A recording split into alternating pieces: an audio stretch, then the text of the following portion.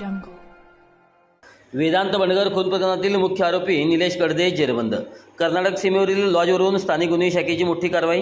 Railway माल धक्क्यावरील ठेका व खंडणीच्या वादातून सांगलीत 14 वर्षीय वेदांत बंडगर याच्या डोळ्यात गोळी झाडून त्याचा खून केल्याची घटना घडली होती.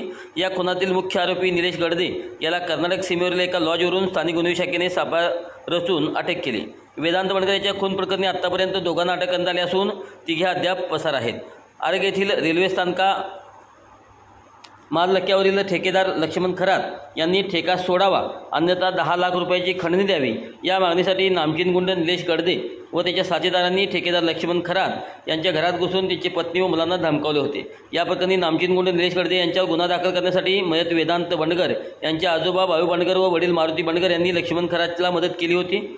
यासाठी वेदांत याचे वडील मारुती बंडगर हे लक्ष्मण खरात सोबत जत पोलीस ठाण्याशी गेले होते. या रागातून निलेश कडदे यांनी जत पोलीस ठाण्याबाहेर गोळीबार करत धिंगाणा घातला होता. यावेळी लक्ष्मण खरात यांच्या समर्थकांनी त्याच्या गाडीवर दगडफेक केली होती. या रागातून निलेश कडदे हा 5 हल्लेखोरांच्या साथीने सांगलीतील बाळू बंडगर यांच्या घरात आला. त्यानंतर घराबाहेर मोबाईलवर गेम खेळत बसलेल्या वेदांत बंडगरच्या डोळ्यामध्ये गोळी झाडून त्याचा खून केला होता. त्यानंतर हल्लेखोरांच्या टोळीने पलायन केले होते. घटनेच्या दुसऱ्या दिवशी टोळीतील एकाला अटक करण्यात आली.